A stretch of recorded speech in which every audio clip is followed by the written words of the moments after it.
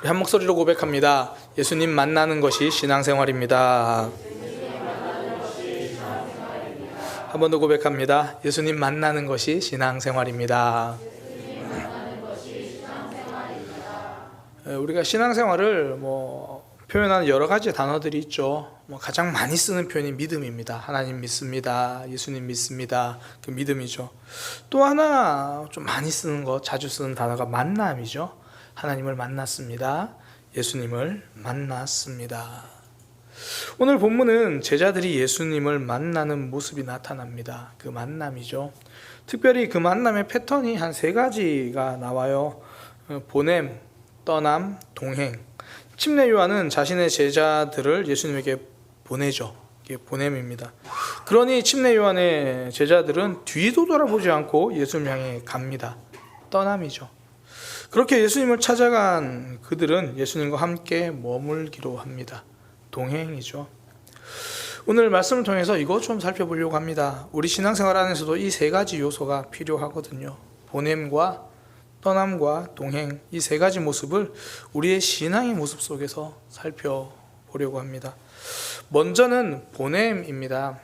침례 요한은 자신의 제자들과 함께 있다가 예수님이 이제 지나가시는 것을 보죠. 그리고는 바로 옆에 있는 제자들에게 예수님을 소개합니다. 보라, 하나님의 어린 양이로다.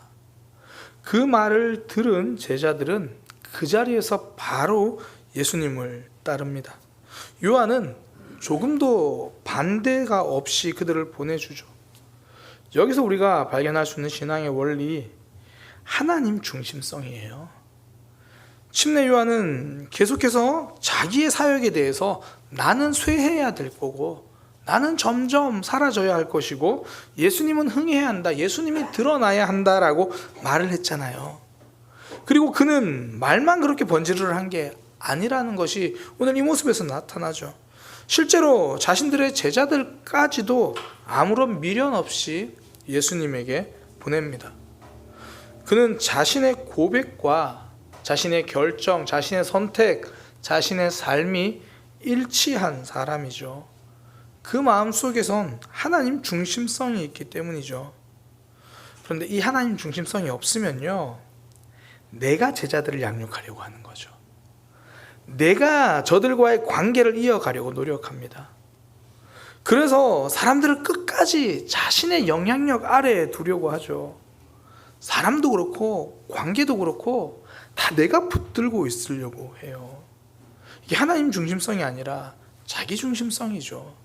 내가 해야 될 것 같은 그런 착각에 빠지는 거죠. 제가 이번 월요일부터 수요일까지 대전에 세미나를 다녀왔습니다. 정말 많은 도전을 받고 또 회복과 충전의 시간이었는데요. 그 세미나 중에 강사님이 이런 말씀을 하셨어요. 여기 계신 목사님들 꼭 하나 기억할 것이 있습니다. 하나님이 나에게 맡기신 양, 이런 건 없습니다. 하나님은 아무것도 안 하시면서 우리에게 양을 맡기시는 그런 분이 아닙니다. 무책임하라는 말이 아닙니다. 모든 것을 내가 다 해야 할 것처럼 하나님은 내 사역 1도 도움 안 되시는 분처럼 생각하지 말라는 뜻입니다. 내가 노심초사 붙들고 있으려는 사역이 아니라 하나님께 맡기는 사역을 하라는 그런 뜻이죠. 늘 평소에도 저도 설교 때 자주 강조하는 이야기이긴 한데 다른 분의 목소리로 들으니까 가슴이 쿵 하더라고요. 하나님이 나에게 맡기신 양이라는 건 없다. 하나님의 사역은 하나님이 하시는 거다. 하나님이 사람을 통해서 하시는 건 맞죠. 그러나 그 사람이 없어서 하나님의 일을 멈추시는 것은 아니다. 이 원리를 붙들고 있으면 삶도 신앙도 가벼워져요. 침례 요한은 자신의 제자들을 다 붙들려고 있으려고 하지 않았습니다. 오히려 예수님께 가려는 제자들을 축복했을 거예요. 제자들이 고민하지 않도록 선명하게 말해주잖아요. 보라, 하나님의 어린 양이로다. 저분이 진짜야.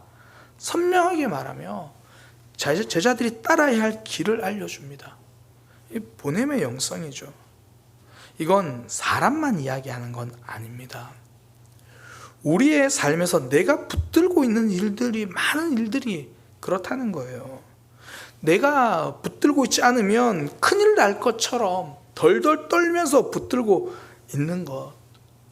실상은 내가 그거 놓았을 때 진짜 더 놀라운 역사가 일어나는데도 불구하고 여전히 내가 그거 붙들고 있는 것. 그러니까 모세의 삶이 참 아름다운 이유가 그의 삶도 삶이지만 그의 마지막 모습이 너무 멋있잖아요. 그는 이스라엘 백성들과 함께 애굽에서 나와서 이제 광야 생활도 함께 했습니다. 그 모든 과정 속에서 하나님은 모세를 통해서 그들을 인도하게 하셨죠. 그런데 결정적인 마지막 순간에 하나님이 모세에게 하시는 말씀, 모세야, 너는 거기까지다. 신명기 32장 48절에서 50절, 바로 그날에 여호와께서 모세에게 말씀하여 이르시되 너는 여리고 맞은편 모압 땅에 있는 아바림 산에 올라가 느보 산에 이르러 내가 이스라엘 자손에게 기업으로 주는 가나안 땅을 바라보라. 내 형 아론이 호르산에서 죽어 그의 조상에게로 돌아간 것 같이 너도 올라가는 이 산에서 죽어 내 조상에게로 돌아가리니 넌 여기까지야. 그때 모세는 하나님의 뜻을 받아들이죠. 하나님, 제가 이스라엘 백성들을 지금까지 인도했었는데 가나안 땅 점령을 앞두고 지금 이러시면 어떡합니까? 더 큰일이 남았는데 지금 와서 선수 교체라니요. 뭐 이런 거죠. 내일이 월드컵 본선 경기인데 오늘 감독을 바꿔놓으면 너무한 거 아닙니까? 이렇게 말하지 않아요. 자신이 이스라엘 백성들을 인도한 게 아니라는 걸 아는 거죠. 자신이 감독이 아니라는 걸 알아서 그렇습니다. 우리 삶의 감독은 내가 아닙니다. 우리 삶에서 우리가 쥐고 있는 것들이 그렇잖아요. 꼭 이렇게 되어야 한다는 생각들, 꼭 이번에는 되어야 한다는 생각들, 그러다가 하나님은 놓치고 내 계획을 붙들죠. 내 생각을 붙듭니다. 그러다가 이게 내 계획대로 안 되면 큰 문제가 생기는 것처럼 좌절하고, 내 생각대로 안 되면 세상 모든 사람들이 다 틀린 것처럼 막 답답하고. 아니요. 이 세상을 창조하신 하나님께서 이 세상을 잘 붙들고 계시고 우리 삶을 구원해 주신 하나님께서 우리 삶을 잘 인도해 가십니다. 내 삶에서 내가 붙들고 있는 문제들이 그런 거예요. 하나님이 잘 맡아주시고 인도해 가십니다. 침례 요한은 자신의 제자들을 예수님께 보냈습니다. 자신이 붙들고 있으려고 하지 않았죠. 그러니 자신의 제자들이 예수님을 만납니다. 이것이 우리 신앙에서 중요한 원리죠. 내가 붙들고 있는 것을 내려놓을 때 그 일을 통해서 하나님을 경험합니다. 그때 일하시는 하나님을 알 수 있죠. 보냄, 첫 번째 보냄의 영성, 내 계획과 내 뜻, 내가 붙들고 있으려고 하는 이 자기 중심성을 내려놓고 하나님이 하십니다. 하나님 중심성, 그 하나님께 맡길 때 우리의 삶의 모든 영역에서 하나님을 만나는 역사, 하나님을 만나는 경험을 하게 되는 겁니다. 두 번째 원리는 떠남입니다. 떠남. 침례 요한의 말을 듣고 예수님께로 이제 간 두 제자들, 그들은 스승을 완전히 떠나서 예수님에게로 가잖아요. 믿음 생활에서 중요한 원리 중 하나가 이 떠남의 원리입니다. 아마 신앙생활 오래 하신 분들은 이야기는 정말 많이 들었을 거예요. 침례 요한을 떠나야 예수님을 만납니다. 갈대아 우르를 떠났기에, 아브라함은 하란을 떠났기에 가나안 땅으로 갈 수 있었습니다. 야곱은 외삼촌 라반의 집에 머물러 있었지만 그곳을 떠났을 때 결국 하나님을 만났던 베델까지 돌아갈 수 있었습니다. 떠나지 않으면 새로운 여행이 시작되지 않습니다. 그 상담가들이 이 큰 슬픔을 겪은 사람들에게 이 주변 환경을 바꿔보라는 권면들을 많이 합니다. 심지어 이 가족을 잃어서 슬픔에 헤어나지 못한 이들에게는 심지어 이사를 추천하기도 하죠. 그러니까 이사를 좀 해보십시오. 그러니까 계속 그 빈방만 쳐다보지 말고 익숙한 환경을 벗어나는 것만으로도 새로운 삶을 시작하는 데 도움이 되기 때문이죠. 신앙생활이 그렇습니다. 이 믿음의 특징이 비포와 애프터가 있다라는 거잖아요. 그 헬스장이나 뭐 다이어트 약이나 뭐 피부과 선전해 보면 이런 거 있죠. 시술 전 비포, 시술 후 애프터. 사진을 가만히 보면 표정만 달라진 것 같아요. 화면 밝게만 달라지고 시무룩하게 있다가 비포 밝고 쓰면서 애프터, 화면만 이렇게 막 그렇게. 근데 진짜 비포와 애프터가 있는 건 믿음이죠. 예수님을 믿기 전의 삶과 믿은 후의 삶이 달라지기 시작하는 것, 이게 믿음이잖아요. 떠남이기 때문입니다. 지금 내가 있는 자리에서 떠나는 거죠. 그 전까지는 문제를 만나면 일단 땅부터 꺼지잖아요. 일단 한숨부터 쉬면서 걱정부터 하던 삶. 여전히 걱정이 되지만 이제는 그 삶에서 떠나서 걱정에만 머물러 있지 않고 기도의 자리로 가잖아요. 걱정의 자리를 떠나 하나님 앞으로 가는 것, 물론 걱정을 붙들고 하나님 앞으로 가는 것, 이것이 우리 삶에서 떠남이잖아요. 이전에 하나님 없는 것처럼 살아가던 삶을 떠나서 이제 하나님 붙들고 살아가는 삶, 게으름의 자리에서 말씀의 자리로 가는 것, 이게 떠남이죠. 내게 익숙하던 삶, 죄의 자리에 익숙하던 삶에서 하나님 앞으로 가는 것, 그때 예수님을 만납니다. 요즘 제 아내가 저에게 한 친구 이야기를 되게 많이 해요. 이 은우 이야기를 되게 많이 합니다. 한마디로 이런 거예요. 우리 은우가 달라졌어요. 이번 여름 수련회 다녀와서 겨울 수련회, 은우가 너무 뜨겁게 하는 경험에서 그래요. 이번 겨울 수련회를 다녀와서 이 은우의 기도 제목이 달라졌습니다.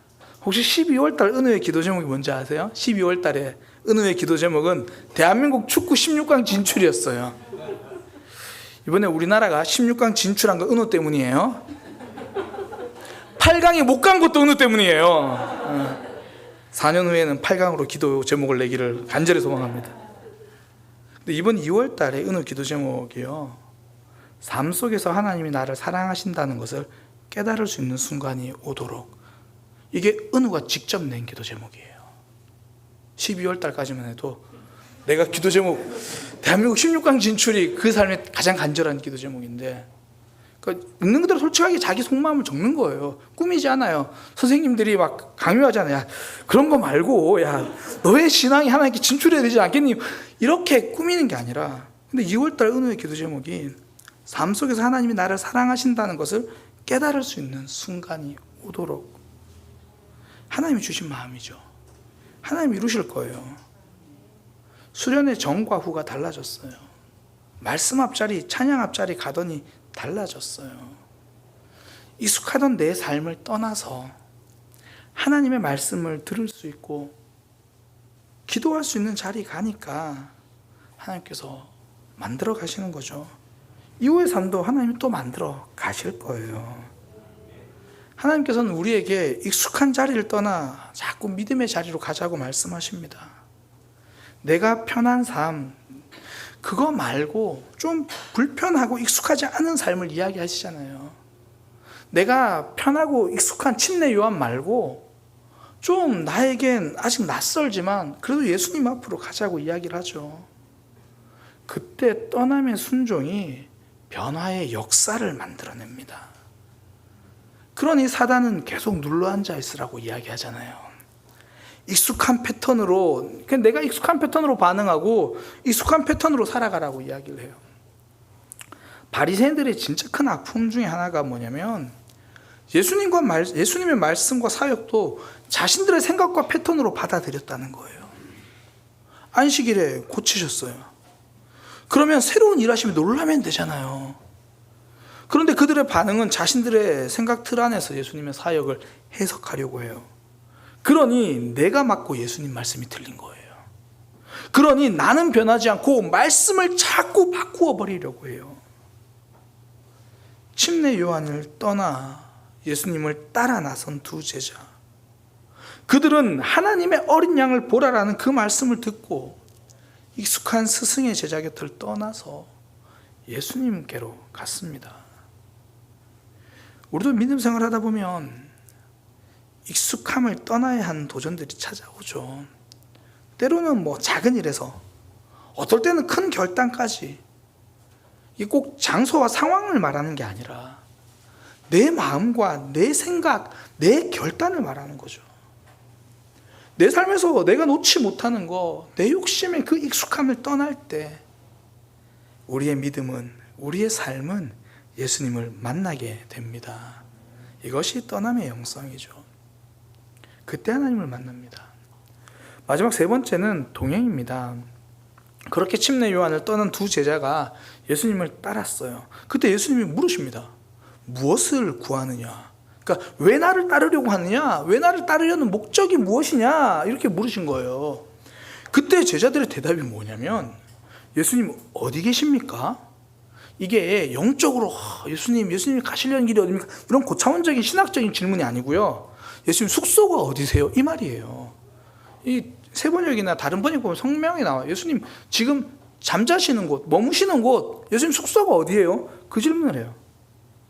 그랬더니 예수님이 그들을 데리고 또 예수님이 머무시는 곳으로 데려가세요. 오늘 성경에 보니까 10시라고 하는데 오늘날로 말하면 오후 4시입니다. 그때 예수님이 계신 곳으로 가서 함께 있었어요. 동행이죠. 예수님은 그들에게 목적을 물었어요. 근데 그들의 대답은 예수님 계신 곳이 우리의 목적입니다. 예수님 계신 곳으로 가겠습니다. 동행이죠. 예수님과 함께 있겠습니다. 100점짜리 대답이잖아요. 예수님을 만난다는 건 일회적 사건이 아니거든요.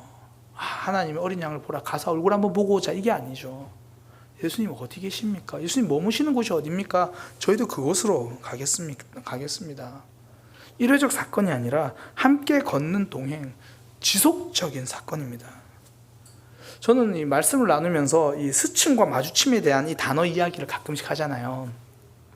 신앙생활은 하나님을 한 번 스치는 경험이 아니라 그분 앞에 서서 마주하면서 계속 하나님을 경험하는 것. 사울 왕의 신앙이 안타까운 건 일회용 신앙이었잖아요. 하나님을 만난 경험도 있어요. 그분이 나를 도우셨어요. 전쟁에 승리하기도 만들어주셨어요. 기도응답했죠. 기도응답 받았어요. 그러나 그리고는 다시 하나님과 거리두게 합니다. 내 뜻대로 살아가는 거죠. 스치는 신앙, 일회용 신앙입니다. 사울왕과 대조되는 다윗, 동행의 신앙이죠. 마주침의 신앙. 힘든 일이 있으면 힘든 대로, 좋은 일이 있으면 좋은 일이 있는 대로 하나님과 동행하는 신앙이죠. 그게 다 시편이잖아요. 나 하나님 많이 힘들어요. 나 하나님 때문에 행복해요. 아픈 일은 아픈 일대로, 기쁜 일은 기쁜 일대로 하나님과 계속 함께하는 거. 물론 동행한다는 게 넘어지지 않는다는 것은 아닙니다. 다윗도 자신의 부하 우리아의 아내 밧세바를 범하죠. 심지어 그 죄를 범해놓고도 깨닫지도 못하고 아무렇지 않게 지낼 때도 있어요. 그러나 말씀이 그 자신의 죄를 깨닫게 하실 때, 내 모습을 비추어 주실 때 외면하지 않습니다. 하나님과 등 돌리고 있을 생각은 없었다라는 거예요. 제자들의 모습이 그렇습니다. 이렇게 예수님과 함께 따라가고, 예수님은 어디 계십니까? 함께 하겠습니다. 그렇다고 해서 그들이 정말 믿음 생활 잘했느냐? 우리가 복음서를 읽으면서 그게 아니라는 걸 알잖아요. 동행하려고 다짐은 하지만 정말 많이 넘어집니다. 그래서 가끔 복음서를 읽다 보면 굉장히 많은 위로를 받으실 거예요.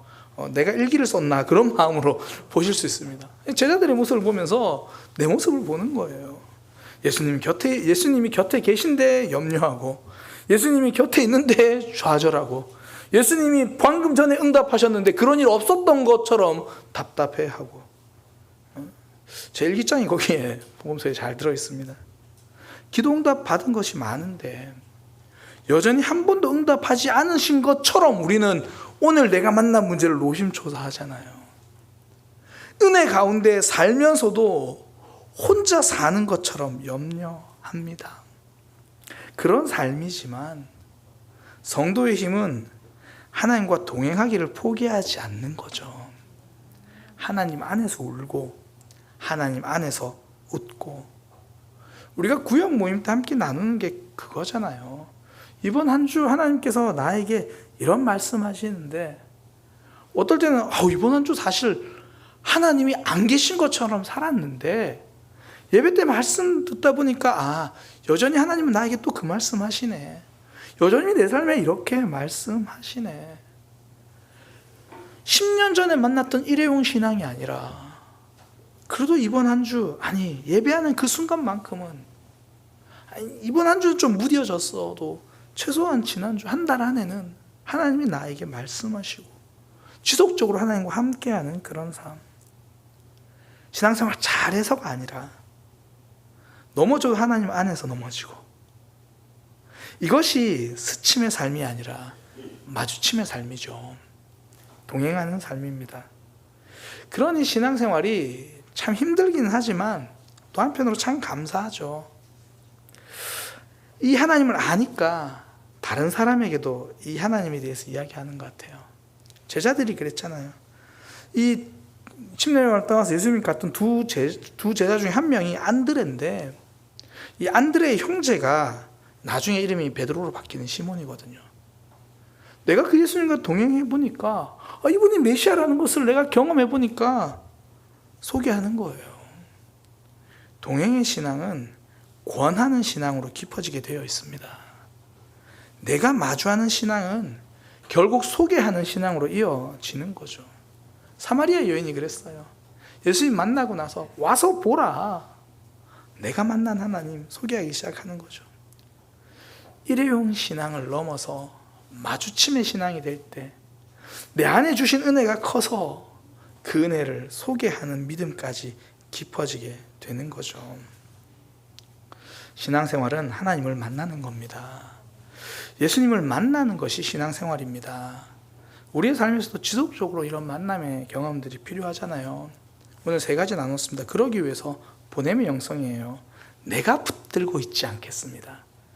이 사람도 이 일도 하나님 앞에 맡겨드립니다. 또 하나 떠남의 영성이죠. 익숙함과 나의 편함에 머물지 않겠습니다. 동행의 영성입니다. 일회용 신앙이 아니라 말씀 안에 거하는 신앙. 그때 하나님을 만나는 믿음이 됩니다. 우리의 삶 날마다 예수님 붙들고 하나님 만나는 신앙생활이 되기를 소망합니다. 기도하겠습니다. 하나님, 우리의 신앙생활 하나님 잘 붙들고 살아가게 하여 주옵소서. 때로는 여전히 내가 붙들고 살아가는 많은 일들이 있습니다. 주님, 이제 그 일들 내 중심성으로 보지 않고 하나님 중심으로 바라보며 그 일을 하나님께 맡겨드릴 수 있는 보냄의 영성이 있게 하여 주옵소서. 무엇보다 익숙함에서 떠나 하나님의 말씀 앞에 설 수 있는 우리의 신앙이 되게 하시고 정말 간절할 때만 필요할 때만 하나님 찾으려고 하는 일회성 신앙이 아니라 넘어져도 하나님 앞에 넘어지고 울어도 하나님 앞에서 울고 웃어도 하나님 앞에서 웃을 수 있는 동행하는 신앙 되게 하여 주옵소서. 예수님의 이름으로 기도드립니다. 아멘. 나주님의 기쁨 되기 원하네 찬양하겠습니다.